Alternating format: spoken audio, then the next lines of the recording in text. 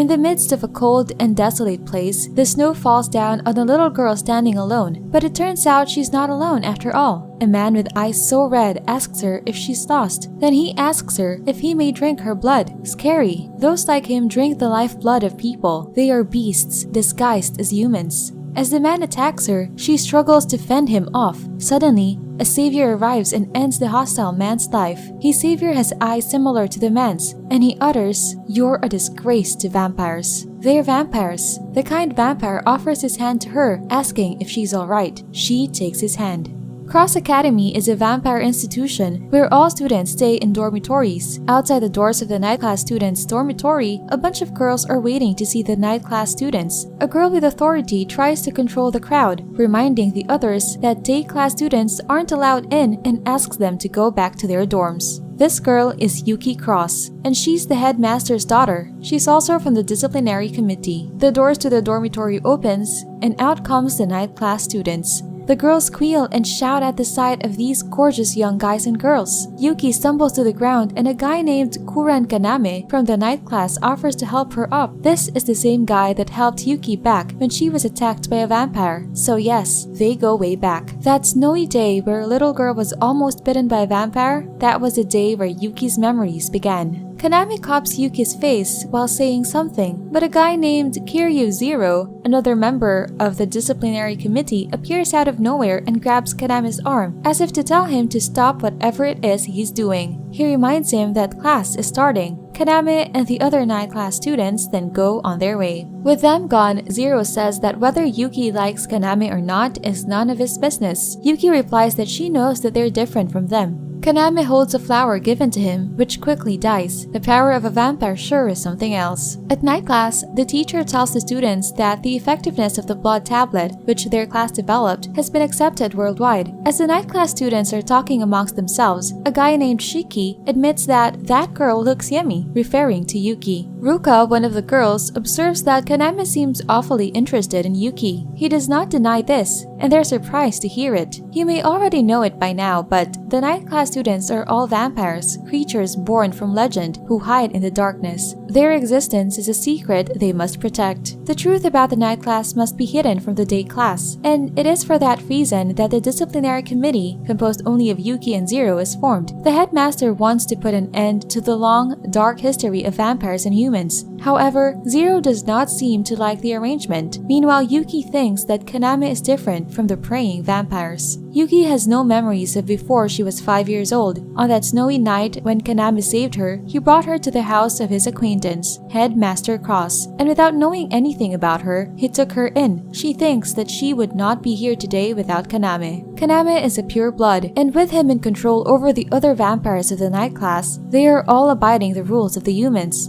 Meanwhile, as Zero is alone, he feels an uncomfortable sensation. What could this be? The next day, Yuki finds Zero at the stables. She came to remind him that it's time for their disciplinary committee duty. He gets up and leaves, leaving behind what appears to be a box of pills. What these pills are for, we do not know, at least not yet. As Yuki's staring at Kaname through a window, Zero teases her, asking if Kaname is doing well that night. She gets defensive, saying that she's not only watching Kaname. Zero asks her if she truly believes that things are going well between the day class and night class. She replies that she sure does, adding that it's her wish that vampires and humans can get along. While the headmaster believes that everyone in the night class is on the same page about his pacifist views, Zero does not think the same. There is only one reason why he's a guardian, and that is to find the most effective way to bring down the vampires. Yuki recalls the moment the headmaster brought Zero home. He had told her Zero's family was killed by a bad vampire. She knows they're not all gentle vampires like Kaname. She spots 2 day class girls who came to take pictures of the night class students. She tells them to return to their dorms. She notices that one of the girls is bleeding and quickly urges them to return to their dorm. She senses someone else and quickly brings out her weapon. It's night classes Akatsuki Kain and Hanabusa Aido. Aida says they just came because they smelled blood. Uh-oh. As his eyes turns red, he adds that they really just came to see and that the girls smelled nice. The girls squeal, not knowing their lives are in danger. Aido clarifies clarifies that what smelled nice is Yuki, her blood. She must have hurt herself when she climbed down the tree. Ido bears out his fangs as he bites Yuki's injured hand. The two girls see this and immediately think that he must be a vampire. Yuki struggles to get him to stop drinking her blood, but to no avail. The two girls faint. Zero arrives to stop Ido, reminding him that sucking blood in school grounds is strictly forbidden. He points his gun at the vampire. Ido says he's already tasted it, and without hesitation, Zero shoots his gun. Yuki is swift to pull the point of the gun away from Ido, and he doesn't get shot. Kaname arrives and says that he'll take Ido and wait for the headmaster's punishment. Seiren, Kaname's servant, arrives to erase the two girls' memory of that night. Kaname apologizes to Yuki, and Zero takes her away. He stops to wrap a cloth around her wounded hand. Just when she thinks she's gotten closer to him, the gap widens again. That night, Zero barges in to use the headmaster's shower, and for some reason, the sight of Yuki's bare neck triggers him. He quickly shuts himself inside the shower. His eyes turn red. Ido gets suspended for 10 days, but he claims that Yuki's blood was worth it. Her blood was irresistible, and before he could finish this sentence, Kaname arrives and slaps him. Vampires, fierce beasts that suck the blood of living humans. For St. Chocolatle's Day, girls are planning to give chocolates to the guys they like. The headmaster asks Yuki and Zero to be more alert than usual. The topic of vampires and how Zero hates them comes up, and the atmosphere is serious. Yuki lightens up the mood and gives her adoptive father and Zero a St. Chocolatle's Day present. As they're walking back to their classroom, she wonders why the headmaster says things that are bound to stir up Zero's feelings. She recalls the moment Zero arrived. He never said a word as she helped him get cleaned up. It's the eve of St. Chocolatle's Day, and a crowd of day class students are outside the night class dormitory, waiting for them to come out. As usual, Yuki and Zero try to control the rampaging crowd. When the most awaited night class students finally come out, Kaname greets Yuki and surprisingly asks Zero how he's feeling. Zero replies, "Want to test me? I'm ready anytime, Kuran." Yuki wonders if Zero is hiding something and Kaname knows about it. That night, Yuki is making chocolates for Kaname. While walking down the hallway, Zero suddenly feels unwell and crouches in a corner. Headmaster Cross approaches him to say that fighting it and running away won't change a thing. He seems to be in pain and suffering. The headmaster hands him a tablet and a glass of water, saying that it'll ease the pain. The rebellious and clearly troubled Zero does not accept this and instead flails his arm to throw the glass to the floor. It breaks and the water spills. But the headmaster is patient with him. He reminds him that the interval between fits is getting shorter recently and it's only going to get harder for him to control. The next day is the St. Chocolatle's Day. The day class girls are lining up in gates for each of the night class guys, ready to give them their chocolates.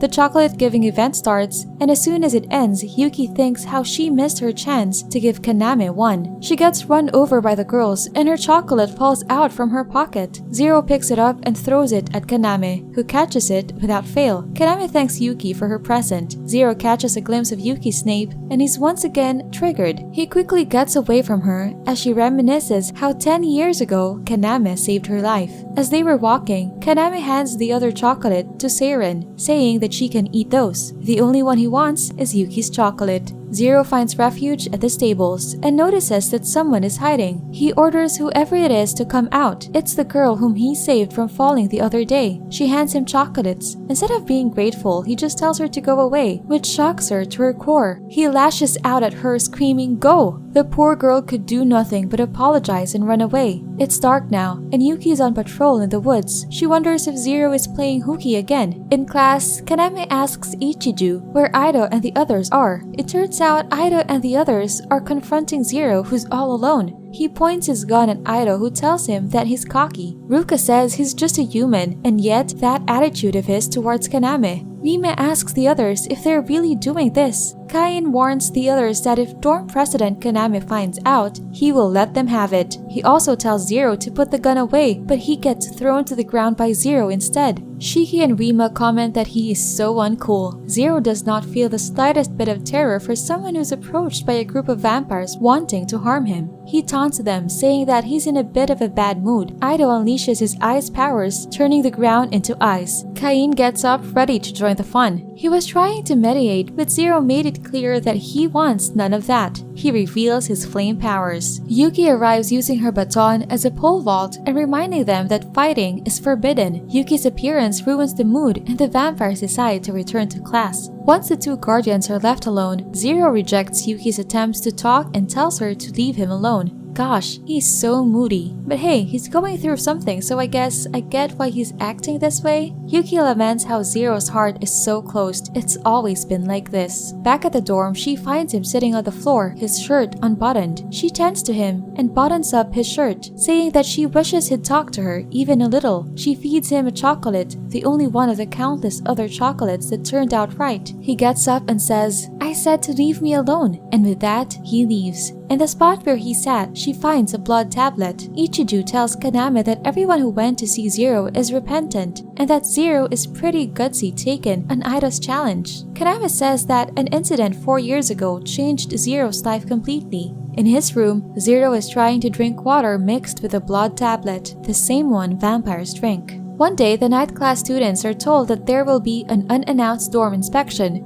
Kain tells Ido to get rid of the junk he stored in his room, but he insists that those are his collection of precious items which were sacrificed when Kaname manifested his extraordinary powers. Suddenly, Kaname arrives in Ido's room to have a word with him.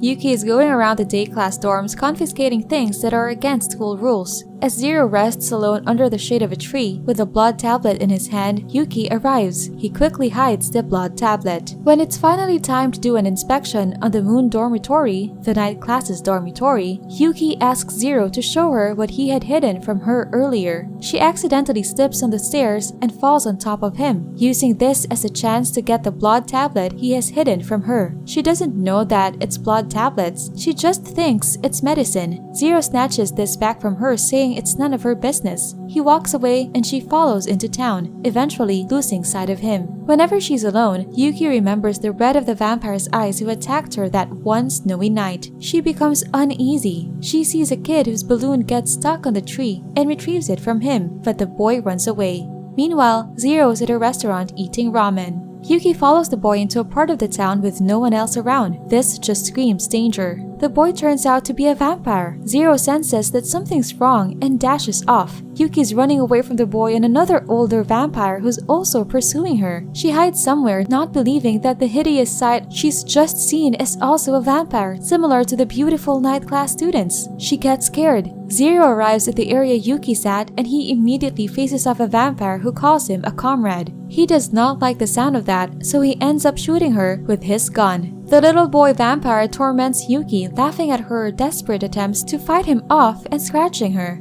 She screams and Zero hears her. The little boy is about to attack her, but it stops in its tracks, as if gazing into something fearful. It's Kaname. He approaches her, covers her eyes, and uses his powers on the little kid, saying that he hurt someone very dear to him. After he's done disposing him, he tells Yuki that the boy was a level E. Yuki tells Kaname that she was following Zero, but he lies and says that he's back at the dorm. The truth is, he is somewhere close, unable to control his urges for Yuki's blood. Kaname offers to walk her back.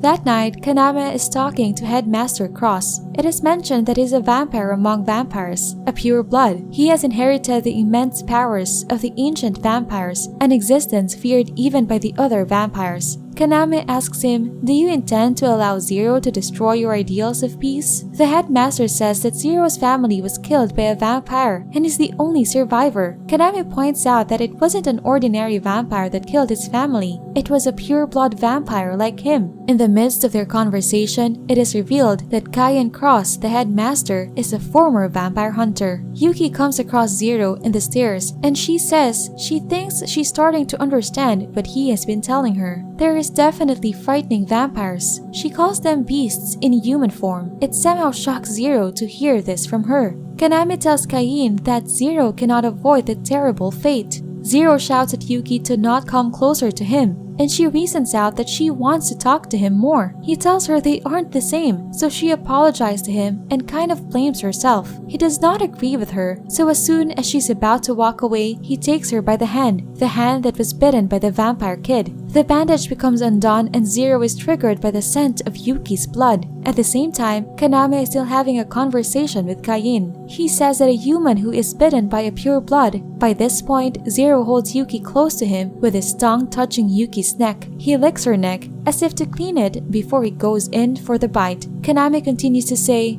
turns into a vampire.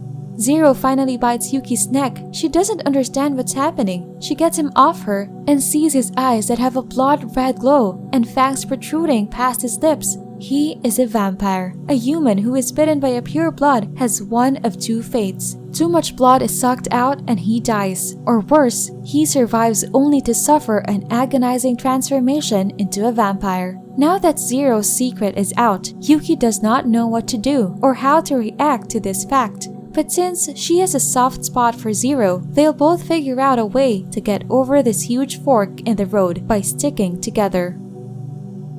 Subscribe to watch more videos like this. Turn on notifications. And leave a like, it really helps the channel out. Thank you for watching.